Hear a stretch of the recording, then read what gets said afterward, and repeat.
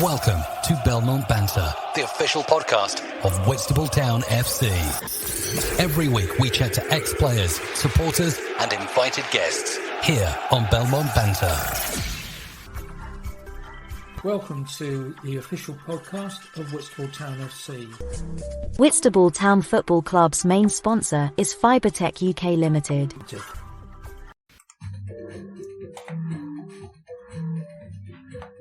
Hello Tony, how's things? Yeah, good, thank you. All here is pretty good. We're still getting the messages through, but I need to say something to our followers. Let's call them followers because there's quite a few of them. I have had few problems with the emails coming through. I don't quite know what it is. I had to have a word with Hayden afterwards and said he can't help me sort it out because they're not coming directly to my email, personal one. They go into questions and then questions sends them to me. And for some reason or other, it's a problem. But anyway, I'll get it sorted out. Right, let's carry on with our recap. We're about, well, I don't know, we've still got about 8 or 10 games. No, more than that, 10 or 12 games to go. Yeah, I think it's about 10 or 12, I think. Yeah, it is, yeah. Well, last time we finished off, it was the 1-1 draw at Ramsgate. We played okay. One of those funny old games. If we went back through the season, which we'll probably do on the very last one, and look at all the ones where you think that we should have done that a little bit better, I guarantee we'll be about 8 or 10 places higher in the league.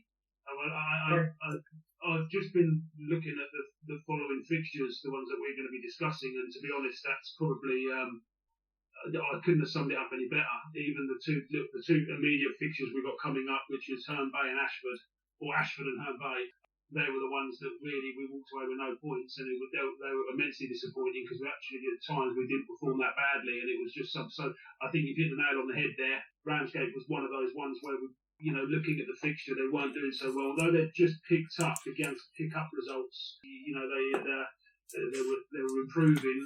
It was one where we were a little bit disappointed we didn't get 3 points, but in actual fact, by the end of the game, as we discussed last week, it was probably fortunate after Dan made 2 penalty saves that we walked away with a point. So sweet, really. Yeah, and that was the feeling really with Ashford. We lost 2-1, but we played really well. We put them under the cosh. And Harry scored a goal. He did. Very, very frustrating for you as a manager, that was, wasn't it? Yeah, it was. It was really in doubt whether the fixture was going to be on because it was a Boxing Day fixture. We all know the fight, wasn't it? So yeah, it was horrendous. It was absolutely there was real doubts whether the game was going to be on.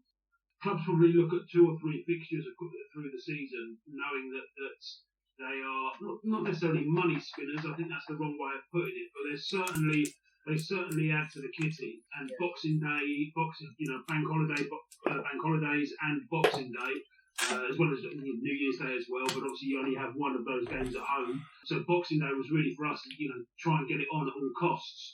The weather was horrendous. The pitch was absolutely, it was drenched. It was playable. Just we also knew that the ramifications of playing that fixture was going to. Already a pitch that wasn't the greatest, sadly. It was certainly going to push it over the edge, and that was the case. We did everything we could to get the game on.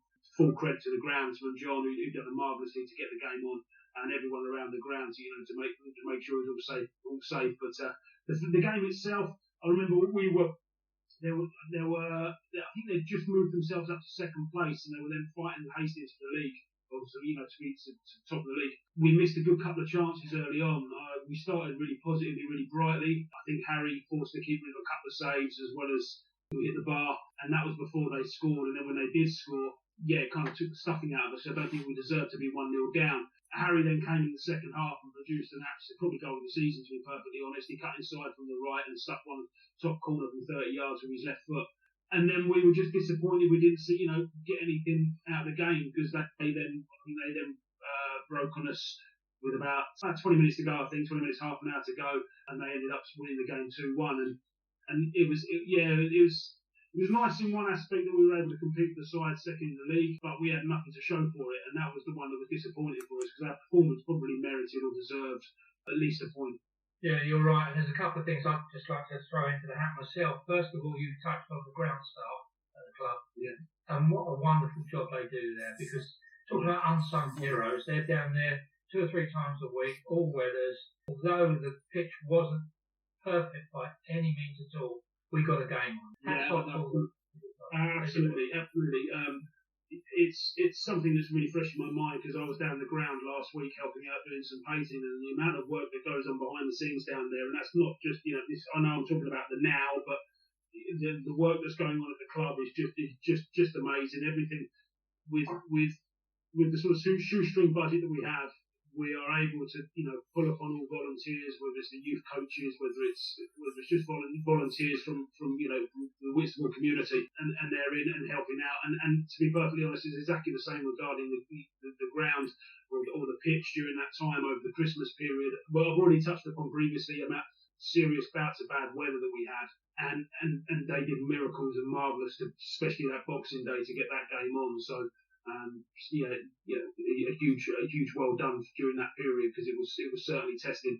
It was, and I'm going to put a spin on the counter argument for G3 pitches and the like because chairman of Ashford, Don, and Andy Dean, his vice chairman, I get on well with them. I always have a bit of banter with them.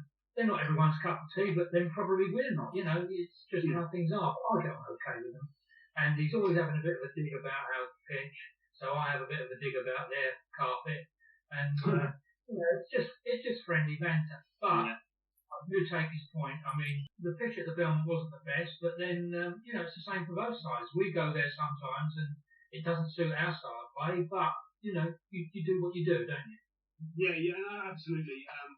It was we were aware of the situation.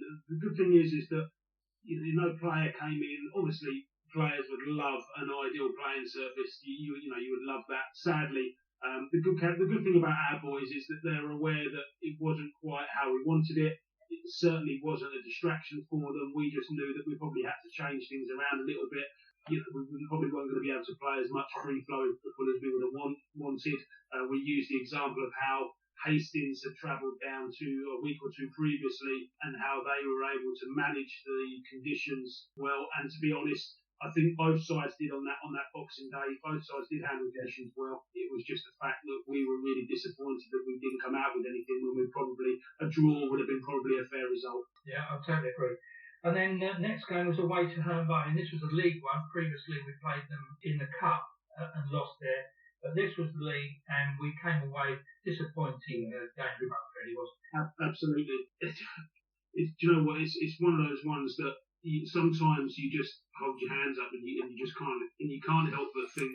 What I'm trying to get at is that the 3-0 defeat was one we feel we deserved.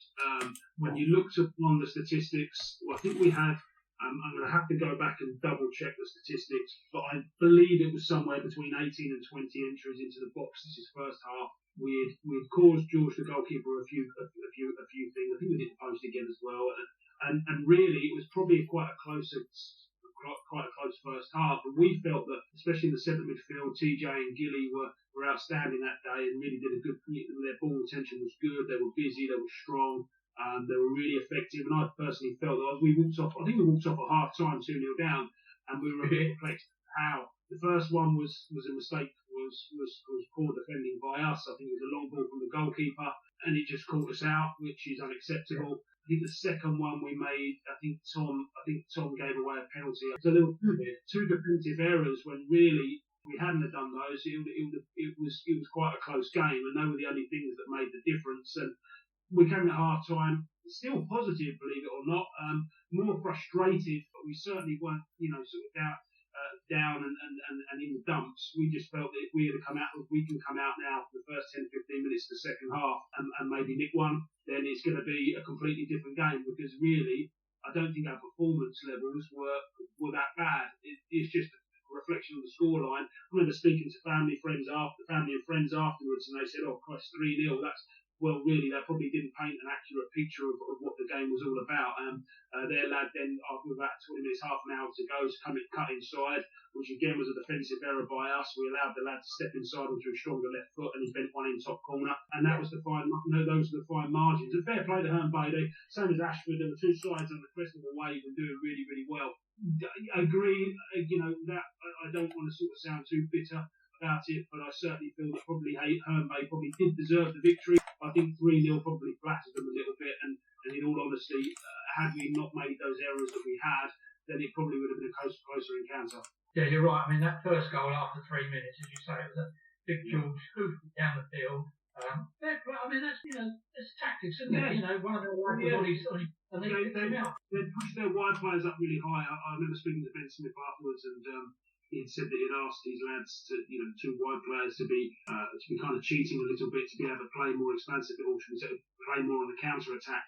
It left them open a little bit, but we were unable to capitalise on that, and they were able to deliver the goods when they needed to. So fair play to them; they were able to get the goals, and we weren't. And we made silly errors defensively; they were solid defensively. The tales of two ends of the pitch, which we probably touched upon quite a few times these videos, but they were the ones that left us disappointed. And considering it's two tough games against Ashton and Herne Bay, I really felt that we should have, our performances as a whole, probably deserve more than we got out of it. But if you're going to leave yourself open and concede silly goals, then you can't really ask for much. No, you're right there. Well, we'll carry on after asking a few questions. The next game is at home to Sevenoaks, but we'll touch on that in a moment.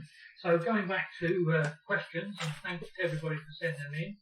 This is questions 8, would you believe? I don't know where the time's gone, but it's kept us all in touch as far as football's concerned.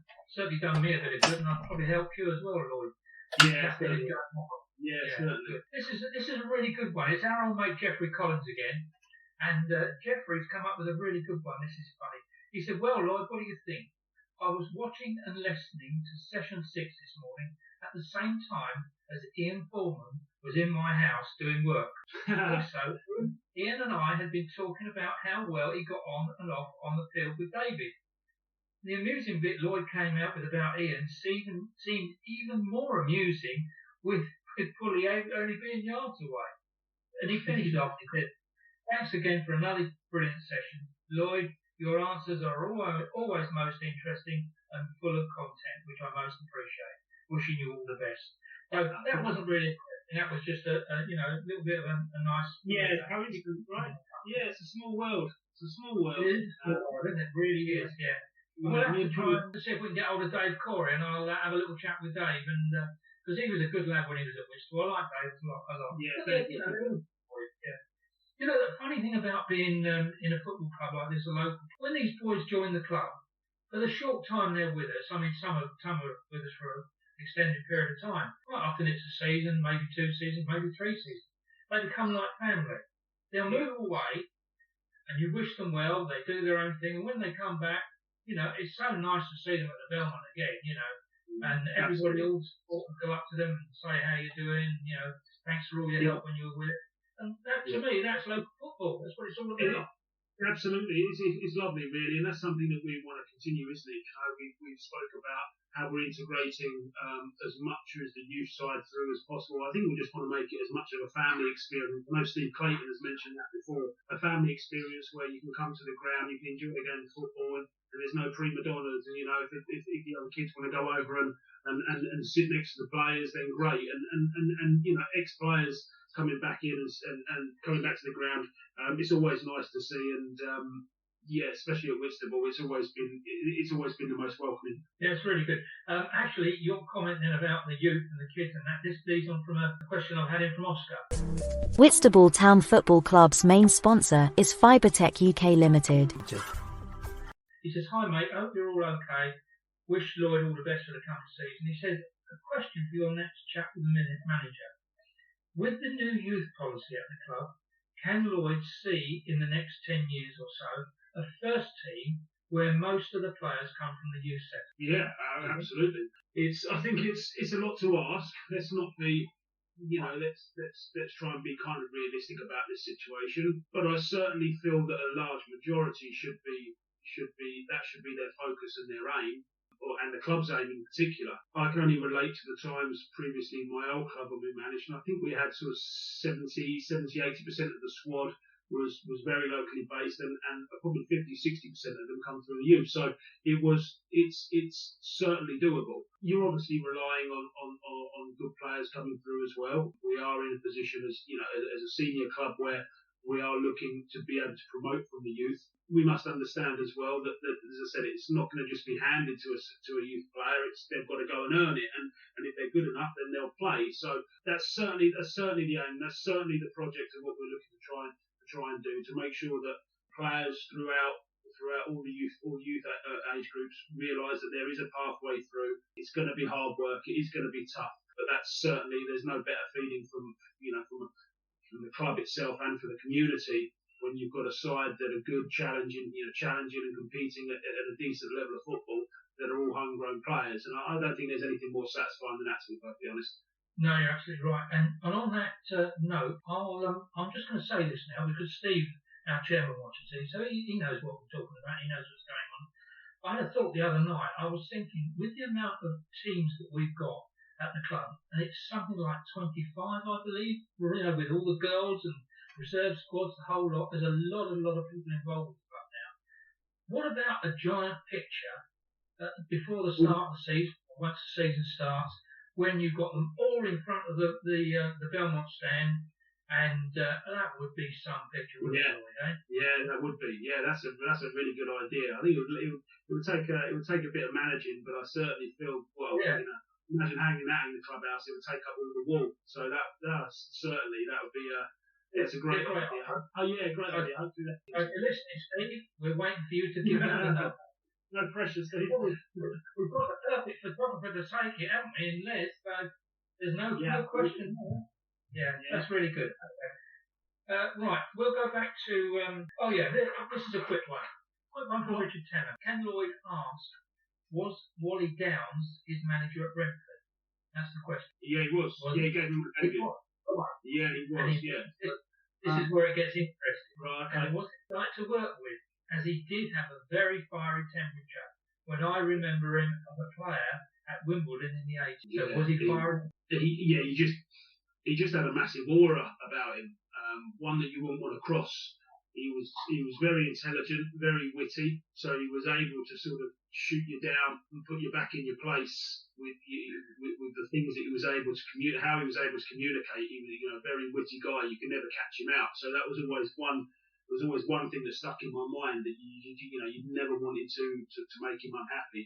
I was lucky during the summer. I spoke to Wally and asked because he was manager of AFC Wimbledon at the time. So fortunately, I spoke to Wally and asked if I could go up and observe their pre-season training, and he was most accommodating, made me part of the coaching staff, and actually went to one of the games, which was coincidentally against Brentford actually. So I was able to meet some old friends, but.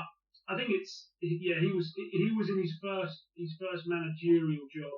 I read something that he put out the other day that he learned an awful lot from it. I think he used the terms as a bit wet behind the ears, which I thought was a really good way of putting it. But he was. If Richard remembers the times when he was at the Crazy Gang of Wimbledon, I don't think he was too far. You're probably picturing the same sort of person as to what he was as a manager.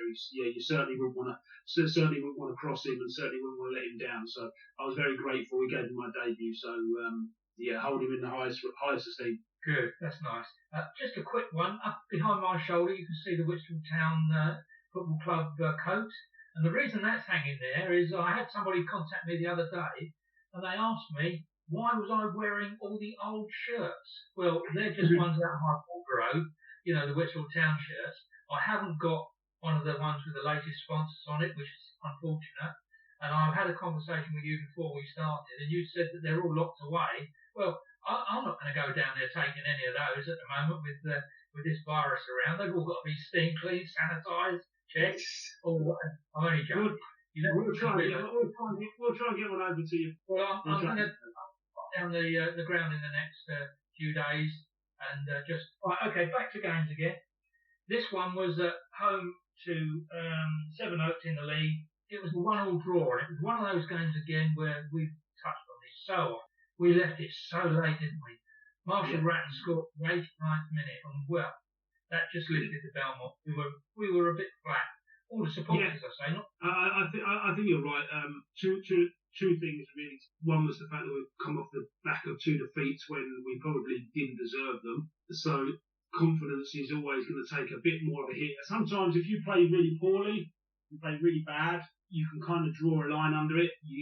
Everyone has their say. You draw a line under it, and you're able to go, right, okay, that's not quite, we haven't performed.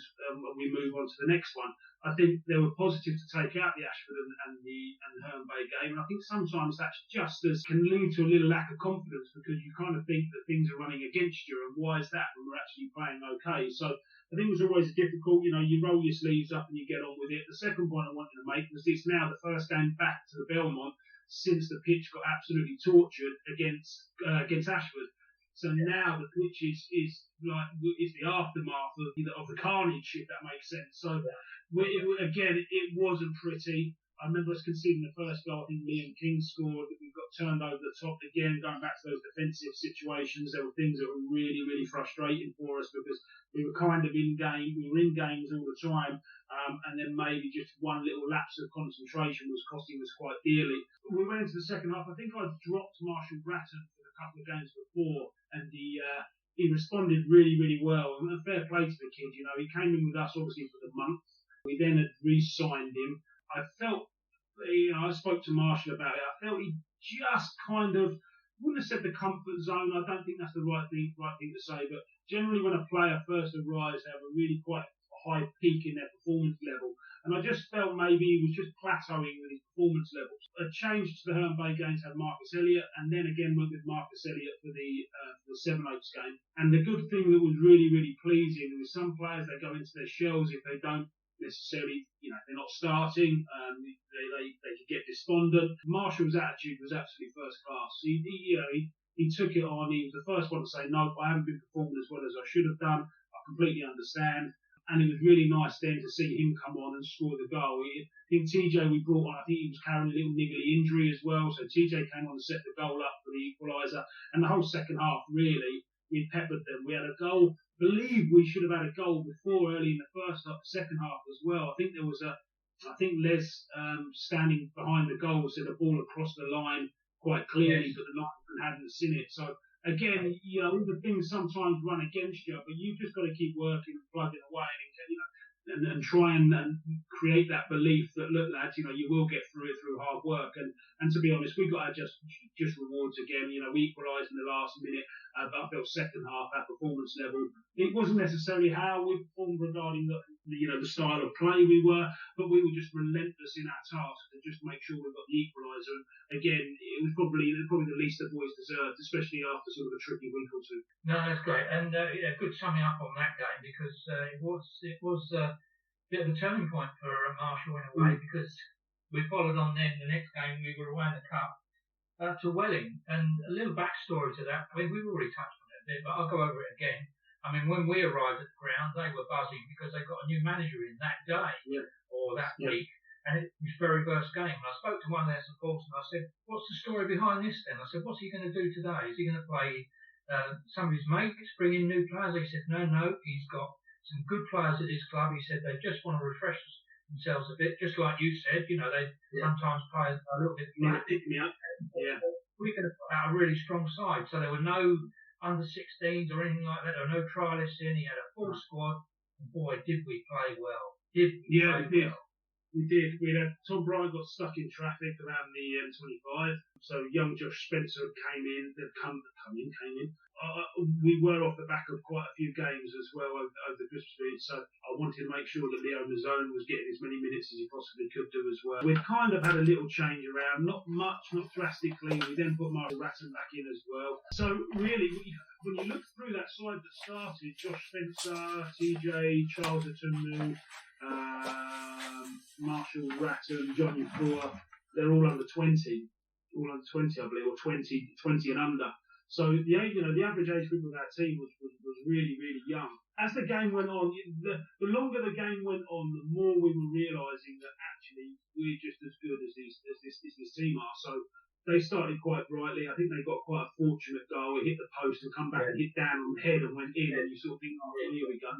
The longer the game went on, the more we got in. I think we created a chance. John had the beating of their left back for most of the game. We were able to string some passes in and around. I think the young lads, Charles and TJ, were realising they were able to realise that they were able to compete with these players, not only physically but technically as well. And it just, like I said, we went in 1-0 down at half time, and it was a bit of a free hit for us. I felt that our fitness levels would improve.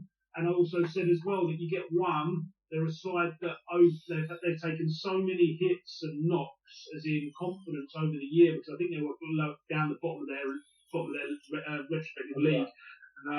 You only one sucker punch through them was going to bring them down to their knees, and that's exactly what happened.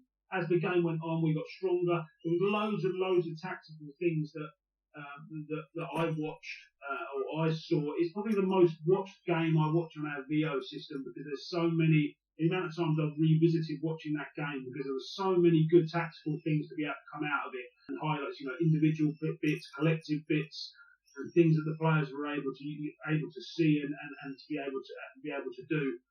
It's probably, like I said, the most revisited game that I use on the VO system. But as the game went on, for those 90 minutes, as the game went on, the stronger we got, and we were well worth the victory. There was no doubt about that. A really nice evening for us. We were, and one of the things I noticed a couple of times as well with Mako, he doesn't always do it, but when he does that little touch and spin and turn and go, so he releases the ball, gives the ball, and all of a sudden he's on his feet, and before you know where you are, you've got the other two of space, and then he's moving it on again. We were doing that all over the pitch. It was brilliant. Confidence is a big thing, isn't it? You do those things when you're confident, and the pitch was really nice. I think that made a big difference to us. The longer the game went on, the more confident those younger players got. I think they also understand that their fitness levels are really high. So we touched upon how the Guernsey game 2 weeks or 3 weeks previously, the longer the game went on, the more we were going to come to the forefront. The same as in that Welling game. The other thing that's important, and I know the players have been now. What are we now? It's the middle of January, early January, regarding the review. So some of those players, they've never played with each other. So now all of a sudden, after 3-4 months, those players are beginning to build up a relationship. So John and Mac are now probably build up a relationship. They know each other's style of play, when to drop in short and have a 1-2 pass, or when to drop a shoulder and spin in behind, or vice versa. And the relationships, that's why I probably watched that game. There were so many good key points that from a coach's perspective that I like reviewing. But again, the time that those players are having together, I believe now was just beginning to shine. The relationships, the personal relationships that players were able to build up was coming to the front, which was really, really nice. Yeah, it's good. Well, I've watched it more than two times, or three, maybe 4 times. But there's certain bits in it that, you think, wow. I know it's a cliche, but you think, why can't they do that all the time? But of course, it's just the game, the opposition, whatever. But we certainly raised ourselves. Great, really good day. Right. That's it for our review this week. So just a couple more things. Whitstable Town Football Club's main sponsor is Fibertech UK Limited. They are providers of optical fibre services to the telecoms industry, specialising in optical fibre provision, local and long haul. We offer a full turnkey solution to our clients throughout London and the south of England. Contact us through the website for more details. Your host, Tony Rouse, every week on Belmont Banter, for news about local football in Kent and beyond. I do hope that you've enjoyed today's episode of Belmont Banter. Don't forget there's a new episode out every week which comes out on a Sunday night, early Monday morning. And you can leave your suggestions for a guest to invite at the end. And leave a like, and don't forget to pass it on to all your mates. Cheers!